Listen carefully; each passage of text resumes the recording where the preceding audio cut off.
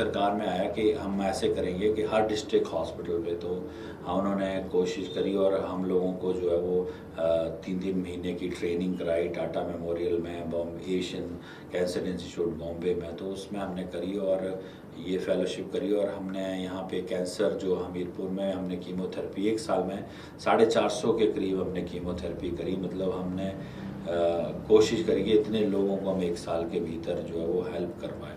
फिर मैं खुद उसके बाद हम हायर स्टडी के लिए चले गए। इसी दौरान हमने पैलिएटिव केयर की बात आपने करी, तो उसमें भी हमने फेलोशिप करी। और वो जो इंडिया का रिनाउंड सबसे जो पैलियम इंडिया इंस्टीट्यूट है केरला में, उससे हमने पैलिएटिव केयर की फेलोशिप करी। और पैलिएटिव केयर वो केयर है जो टर्मिनली इल पेशेंट या ऐसे पेशेंट जो बेड रिडन है उनको इसकी ज़रूरत पड़ती है। जैसे आपके पैरालिटिक पेशेंट्स होते हैं, बिल्कुल, जिसमें सीवीए आपने देखा कि पैरालिसिस हो जा रहा है और फिर उनकी एक साइड नहीं चल रही, फिर वो उठ नहीं पा रहे, तो कैसे उनको पैलिएटिव केयर देनी है। कि पैलिएटिव केयर का मतलब कि कैसे हम उस पेशेंट की क्वालिटी ऑफ लाइफ को इम्प्रूव कर सकते हैं, वो इस पैलिएटिव केयर का मेन एम रहता है कि हम कैसे उनको प्रोवाइड कर पाएंगे। कौन सी ट्रीटमेंट, कब उनको कौन सी दवाई देनी है ताकि वो उनकी जो क्वालिटी ऑफ लाइफ है थोड़ी बेटर हो जाए। जैसे कैंसर पेशेंट हैं या जैसे आपने बात करी पैरालिटिक पेशेंट्स हैं, या एक्सीडेंट के बाद आपको बड़े सारे दिखेंगे जो बेड रिडन यंग लोग हैं, तो उनको दर्द हो रही है, उनको डिप्रेशन हो रही है, उनको बड़ी सारी चीज़ें जो एक साथ हो रही, तो उन सब चीज़ों के बारे में उनको कैसे उसको ठीक करना है, कैसे उनको देना और कैसे उनको उनकी क्वालिटी ऑफ लाइफ इम्प्रूव करनी है, ये पैलिएटिव केयर। जी, जैसे कि पैलिएटिव केयर में बताया था, जैसे बेड रिडन पेशेंट्स होते हैं इनमें, तो मोस्टली बेड रिडन जो होते हैं इनके बेड सोर्स बढ़ जाते हैं, तो उसके लिए क्या आप बिल्कुल, ये इसी का पार्ट है कि कैसे उसकी हमने केयर करनी है। नर्सिंग केयर कैसे हमने नर्स को बताना है कि कैसे जो है अब तो चलो बड़े सारे जैसे वो मैट्रेसेस भी है जैसे बड़ी सारी, तो कैसे और केयर कैसे करनी है, कैसे वो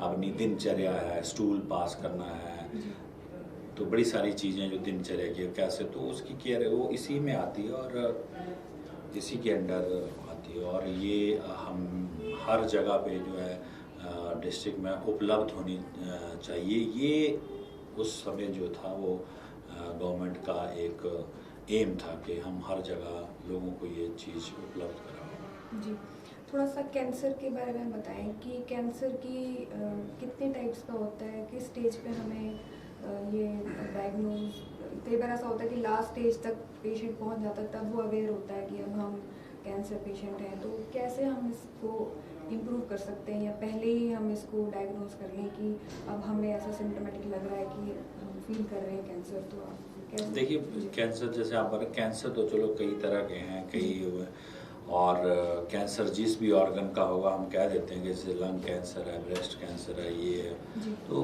कैंसर जो है वो एक, कैंसर के बारे में बात करने लगेंगे तो अथाह समंदर है, तो उससे बात नहीं। लेकिन जो आपने बात करी कि कैसे हम उसको पता कर सकते हैं, क्योंकि आपने देखा मोस्टली, हमने भी प्रैक्टिस में यही देखा है कि मोस्टली लोगों को तब पता चलता है जब वो स्टेज उसकी या तो एंड स्टेज है या बिल्कुल वो बहुत बढ़ चुका है, तब उसको पता चलता है। तो ये इसलिए है क्योंकि हम लोग एक डेवलपिंग नेशन है और हमारे यहाँ कोई प्रोटोकॉल नहीं है हमारे सिटीजन्स के लिए कि इस उम्र के बाद कितनी बार उसके क्या क्या टेस्ट होने चाहिए। लेकिन हाँ, रूटीन चेकअप। लेकिन अब जो सरकार का जो NHM जो मिशन है उसमें जो एक NCD प्रोग्राम है वो इसी चीज़ के नॉन कम्युनिकेबल डिजीज़ के ऊपर ही केंद्रित प्रोग्राम है। तो इस प्रोग्राम में सरकार की कोशिश है कि लोगों को अवेयर करें कि आप जो नॉन कम्युनिकेबल और भी जैसे कैंसर के अलावा उसमें हाइपरटेंशन, डायबिटीज़,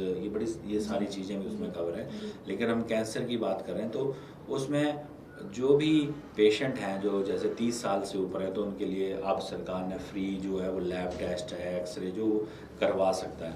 और अगर हम अपना साल में एक बार रेगुलर फुल चेकअप अपना करवाते रहें बॉडी के, जैसे चेस्ट एक्सरे साल में एक बार करवाते रहें, अपने ब्लड टेस्ट करवाते रहें और अगर आपके परिवार में किसी को जैसे कैंसर रहा है तो आपको थोड़ा सचेत रहना चाहिए, जागरूक रहना चाहिए।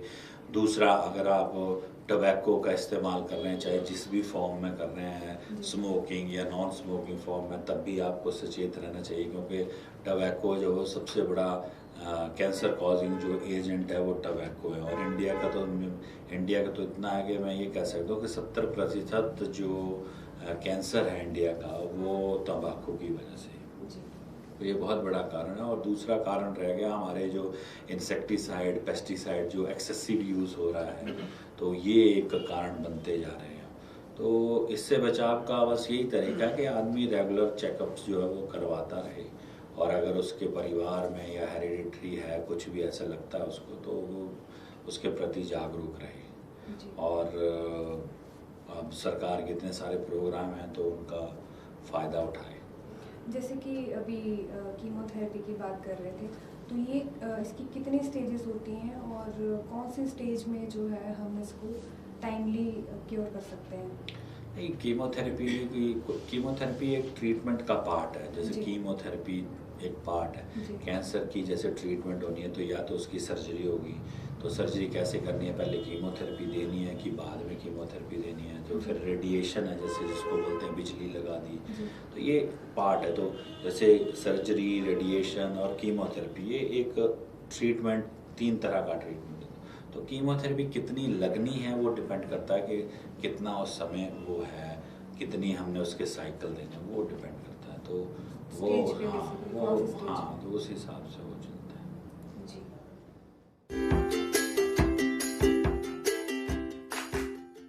तो डॉक्टर साहब, एक क्वेश्चन मेरा था आपसे रिलेटेड टू ब्लड डोनेशन। जो आम तौर पे जो जनता में ये रहता है कि हमारा खून कम है तो हम डोनेट नहीं कर सकते, तो आप इसके बारे में क्या कहना चाहेंगे कि ब्लड डोनेट वैसे तो काफ़ी लोग करते हैं, लेकिन इसका क्या क्राइटेरिया रहता है कि किस तरह के लोग जो है वो कर सकते हैं, किसको नहीं करना चाहिए? देखिए, मैंने आपको पहले भी बताया कि एटलीस्ट हमीरपुर ज़िला में तो मेरे को नहीं लगता कि अब लोगों के अंदर वहम रहा हो ब्लड डोनेशन के बारे में। और अगर आपको फ्री में, जैसे मैं अभी बात कर रहा था पहले, आप बात कर रहे थे भी कैंसर का पता करना है, ये अगर फ्री में किसी ने चेकअप कराना है तो उसको चाहिए कि वो ब्लड डोनेट करे।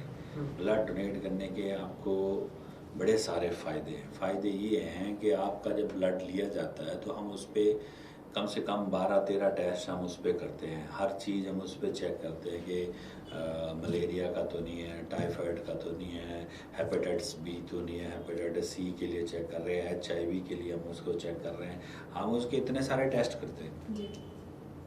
तो फ्री में टेस्ट हो रहे हैं। आपका अगर ठीक होगा तो आपको ब्लड बैंक से कॉल नहीं आएगी, अगर कुछ भी लगेगा तो आपको ब्लड बैंक से बताया जाएगा। इससे बढ़िया और क्या, इससे बड़ा फ़ायदा और क्या चाहिए कि आप एक तो आप दान कर रहे हैं, ऊपर से आपकी सेहत के बारे में आपको बताया भी जा रहा है कि ये जानकारी मिल रही है कि ऐसी कोई डिजीज़ हो सकती है या है आपको। तो ये एक बहुत बड़ा फ़ायदा है कि हमें पता लग रहा है। और रही बात के और क्या, तो ऐसा है कि 100, जैसे हमारे मान लीजिए रेड ब्लड सेल है तो 120 कर दिन इनकी जो है वो लाइफ होती है। तो ये RBCs हैं, ये वैसे ही ख़त्म हो जाएगा 120 दिन के बाद, उसकी लाइफ वैसे ख़त्म हो जाएगी। तो अगर आप उसको दे देंगे तो नए बनेंगे, एक नई एनर्जी के साथ आदमी जो है, नया जो यंग RBC होगी वो ज़्यादा बढ़िया ऑक्सीजन को पकड़ के रखेगी, ज़्यादा बढ़िया उसकी हीमोग्लोबिन लेवल होगा, बढ़िया उसका ऑक्सीजन लेवल होगा, एक स्फूर्ति आएगी। वो ये बात के ब्लड देने के बाद कोई कमज़ोरी हो जाती है, ये कुछ नहीं है। आप 2-4 जूस के गिलास पियोगे उतना आपका कवर हो जाता है, और ऐसा कुछ नहीं है। ब्लड देना चाहिए, ब्लड देना चाहिए। 2 तरह के फ़ायदे हो गए, एक आप के लिए, एक हेल्थ के लिए फ़ायदा हो गया, दूसरी आपकी चेकअप भी आपका फ्री में हो गया। जी बिल्कुल।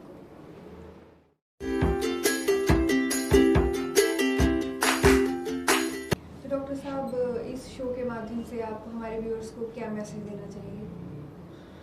मैसेज तो इस समय महामारी का समय चल रहा है, तो हमने अभी दूसरी जो लहर थी कोविड की वो पूरे देश में आपने देखी, और हमने बहुत सारे अपने जानने वालों को खोया। तो मेरी लोगों से बस यही अपील है कि आप सतर्क रहें और सावधान रहें, क्योंकि अभी भी कोरोना वायरस यहीं पे है, वो कहीं नहीं गया। जो लापरवाही हमने फर्स्ट वेव के बाद करी वो हम अब दूसरी वेव के बाद ना करें, क्योंकि मुझे नहीं लगता कि अब किसी में भी इतना सामर्थ्य है कि वो अब तीसरी वेव अगर आती है तो उसके नुकसान को सहने की ताकत या लॉकडाउन की एक लंबी अवधि तक जो लगा रह रहा है उसके वो सहने की ताकत अब एक आम जनता में नहीं है। तो इसलिए सबसे निवेदन है कि वो अभी भी जब भी घर की दहलीज से बाहर निकलते हैं तो मास्क जो है वो अच्छे से लगाएं, मास्क नाक के ऊपर से लगाएं और जब घर वापस आएं तभी वो मास्क उतारें। ये बहुत ही इम्पोर्टेंट है, ये सबसे ज़रूरी है कि हम मास्क का सही इस्तेमाल करें और भीड़ भाड़ वाली जगह पे हम नहीं जाएं, ये बहुत ज़रूरी है। क्योंकि जैसे हम एक्सपेक्ट कर रहे हैं कि थर्ड वेव जो है सितंबर अक्टूबर में आ सकती है, और अभी आपने देखा कि डेल्टा वेरिएंट जो इंडियन है वो उसमें वैक्सीन भी उतना अच्छा असर नहीं कर रही है। तो इसलिए कृपया सतर्क रहें, सावधान रहें। कोरोना वायरस यही है, अगर उसको हराना है तो हमें सावधान रहना बहुत ही ज़रूरी है। तो इसलिए मास्क जो है वो नाक के ऊपर लगाएं, फॉर्मेलिटी के लिए ना लगाएं, ये भी मैं आपके माध्यम से कहना चाहता हूँ। डॉक्टर साहब बहुत बहुत धन्यवाद हमारे शो में कीमती समय देने के लिए।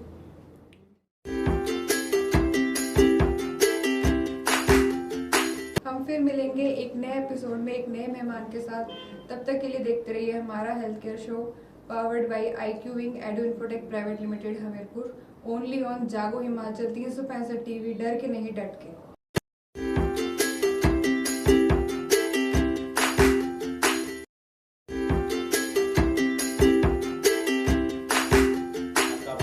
सरकार में आया कि हम ऐसे करेंगे कि हर डिस्ट्रिक्ट हॉस्पिटल पे, तो उन्होंने कोशिश करी और हम लोगों को जो है वो 3-3 महीने की ट्रेनिंग कराई टाटा मेमोरियल में, Bombay Asian cancer institute Bombay में। तो उसमें हमने करी और ये फेलोशिप करी, और हमने यहाँ पे कैंसर जो हमीरपुर में हमने कीमोथेरेपी 1 साल में 450 के करीब हमने कीमोथेरेपी करी। मतलब हमने कोशिश करी कि इतने लोगों को हम 1 साल के भीतर जो है वो हेल्प कर पाए।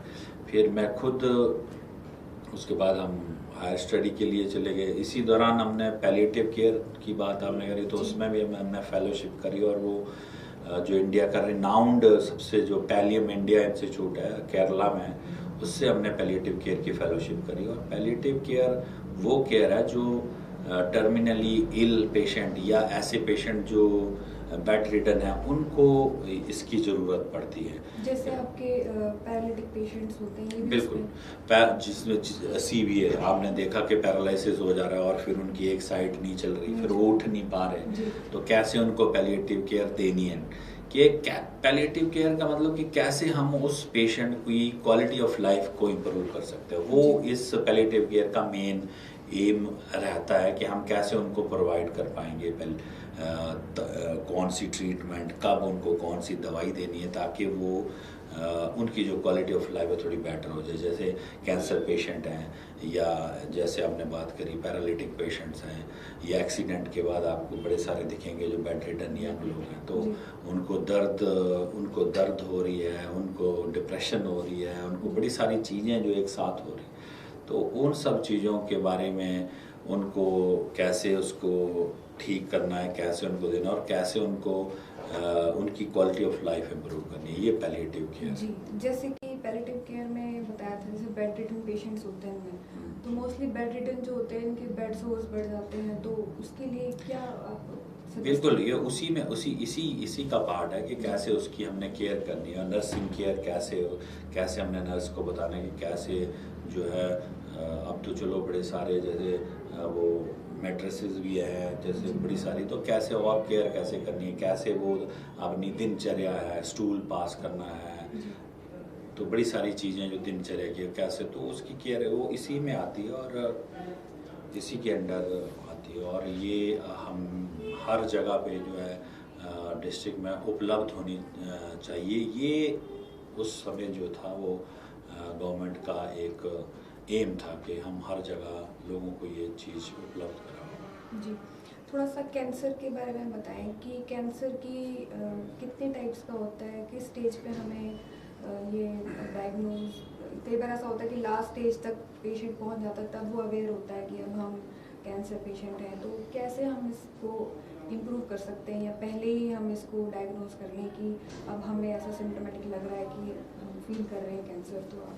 कैसे? देखिए कैंसर जैसे आप बोले, कैंसर तो चलो कई तरह के हैं, कई और कैंसर जिस भी ऑर्गन का होगा हम कह देते हैं कि जैसे लंग कैंसर है, ब्रेस्ट कैंसर है, ये है। तो कैंसर जो है वो एक, कैंसर के बारे में बात करने लगेंगे तो अथाह समंदर है, तो उससे बात नहीं। लेकिन जो आपने बात करी कि कैसे हम उसको पता कर सकते हैं, क्योंकि आपने देखा मोस्टली, हमने भी प्रैक्टिस में यही देखा है कि मोस्टली लोगों को तब पता चलता है जब वो स्टेज उसकी या तो एंड स्टेज है या बिल्कुल वो बहुत बढ़ चुका है, तब उसको पता चलता है। तो ये इसलिए है क्योंकि हम लोग एक डेवलपिंग नेशन है और हमारे यहाँ कोई प्रोटोकॉल नहीं है हमारे सिटीजन्स के लिए कि इस उम्र के बाद कितनी बार उसके क्या क्या टेस्ट होने चाहिए। लेकिन हाँ, रूटीन चेकअप। लेकिन अब जो सरकार का जो NHM जो मिशन है, उसमें जो एक NCD प्रोग्राम है, वो इसी चीज़ के नॉन कम्युनिकेबल डिजीज़ के ऊपर ही केंद्रित प्रोग्राम है।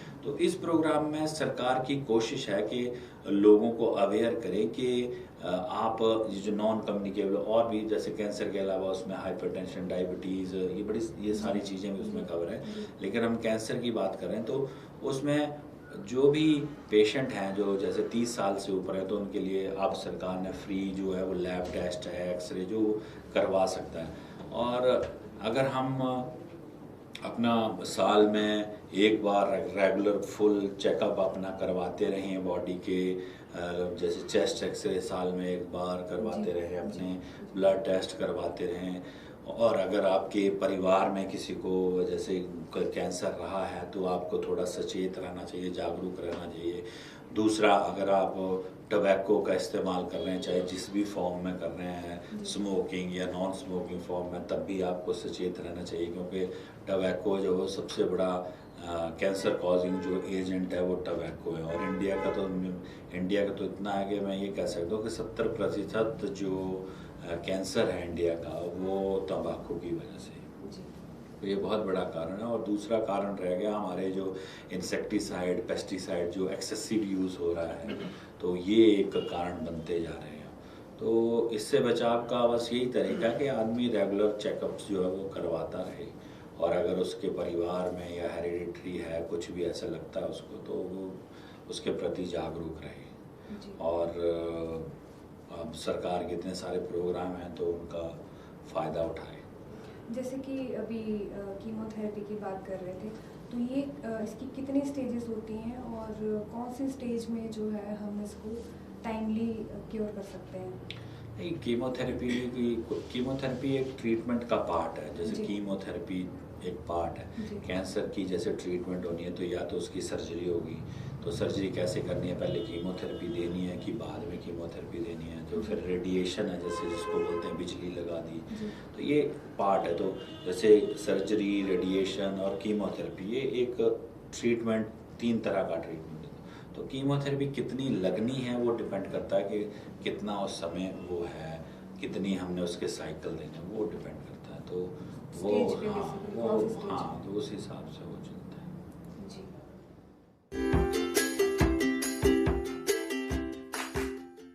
तो डॉक्टर साहब, एक क्वेश्चन मेरा था आपसे रिलेटेड टू ब्लड डोनेशन। जो आम तौर पे जो जनता में ये रहता है कि हमारा खून कम है तो हम डोनेट नहीं कर सकते, तो आप इसके बारे में क्या कहना चाहेंगे कि ब्लड डोनेट वैसे तो काफ़ी लोग करते हैं, लेकिन इसका क्या क्राइटेरिया रहता है कि किस तरह के लोग जो है वो कर सकते हैं, किसको नहीं करना चाहिए? देखिए, मैंने आपको पहले भी बताया कि एटलीस्ट हमीरपुर ज़िला में तो मेरे को नहीं लगता कि अब लोगों के अंदर वहम रहा हो ब्लड डोनेशन के बारे में। और अगर आपको फ्री में, जैसे मैं अभी बात कर रहा था पहले, आप बात कर रहे थे भी कैंसर का पता करना है, ये अगर फ्री में किसी ने चेकअप कराना है तो उसको चाहिए कि वो ब्लड डोनेट करे।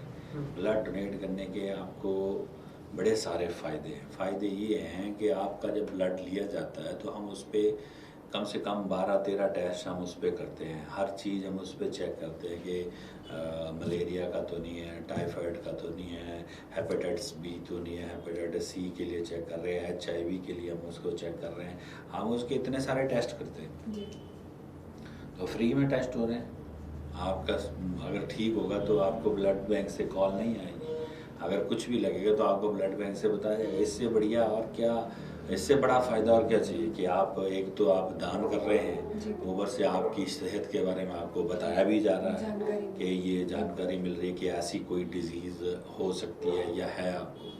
तो ये एक बहुत बड़ा फ़ायदा है कि हमें पता लग रहा है। और रही बात के और क्या, तो ऐसा है कि 100 जैसे हमारे मान लीजिए रेड ब्लड सेल हैं तो 120 कर दिन इनकी जो है वो लाइफ होती है। तो ये RBCs हैं, ये वैसे ही ख़त्म हो जाएगा 120 दिन के बाद, उसकी लाइफ वैसे ख़त्म हो जाएगी। तो अगर आप उसको दे देंगे तो नए बनेंगे, एक नई एनर्जी के साथ आदमी जो है, नया जो यंग RBC होगी वो ज़्यादा बढ़िया ऑक्सीजन को पकड़ के रखेगी, ज़्यादा बढ़िया उसकी हीमोग्लोबिन लेवल होगा, बढ़िया उसका ऑक्सीजन लेवल होगा, एक स्फूर्ति आएगी। वो ये बात के ब्लड देने के बाद कोई कमज़ोरी हो जाती है, ये कुछ नहीं है। आप 2-4 जूस के गिलास पियोगे उतना आपका कवर हो जाता है, और ऐसा कुछ नहीं है। ब्लड देना चाहिए, ब्लड देना चाहिए। 2 तरह के फ़ायदे हो गए, एक आप के लिए, एक हेल्थ के लिए फ़ायदा हो गया, दूसरी आपकी चेकअप भी आपका फ्री में हो गया।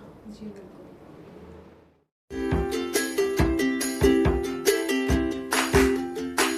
तो डॉक्टर साहब, इस शो के माध्यम से आप हमारे व्यूअर्स को क्या मैसेज देना चाहेंगे? मैसेज तो इस समय महामारी का समय चल रहा है, जी।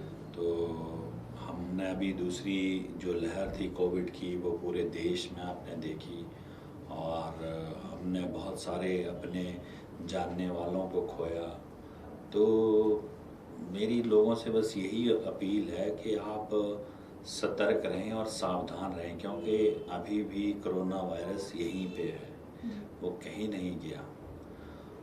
जो लापरवाही हमने फर्स्ट वेव के बाद करी वो हम अब दूसरी वेव के बाद ना करें, क्योंकि मुझे नहीं लगता कि अब किसी में भी इतना सामर्थ्य है कि वो अब तीसरी वेव अगर आती है तो उसके नुकसान को सहने की ताकत, या लॉकडाउन की एक लंबी अवधि तक जो लगा रह रहा है उसके वो सहने की ताकत अब एक आम जनता में नहीं है। तो इसलिए सबसे निवेदन है कि वो अभी भी जब भी घर की दहलीज से बाहर निकलते हैं तो मास्क जो है वो अच्छे से लगाएं, मास्क नाक के ऊपर से लगाएं, और जब घर वापस आएं तभी वो मास्क उतारें। ये बहुत ही इम्पोर्टेंट है, ये सबसे ज़रूरी है कि हम मास्क का सही इस्तेमाल करें, और भीड़ भाड़ वाली जगह पे हम नहीं जाएं, ये बहुत ज़रूरी है। क्योंकि जैसे हम एक्सपेक्ट कर रहे हैं कि थर्ड वेव जो है सितंबर अक्टूबर में आ सकती है, और अभी आपने देखा कि डेल्टा वेरिएंट जो इंडियन है वो उसमें वैक्सीन भी उतना अच्छा असर नहीं कर रही है। तो इसलिए कृपया सतर्क रहें, सावधान रहें। कोरोना वायरस यही है, अगर उसको हराना है तो हमें सावधान रहना बहुत ही ज़रूरी है। तो इसलिए मास्क जो है वो नाक के ऊपर लगाएं, फॉर्मेलिटी के लिए ना लगाएं, ये भी मैं आपके माध्यम से कहना चाहता हूँ। जी। डॉक्टर साहब, बहुत बहुत धन्यवाद हमारे शो में कीमती समय देने के लिए।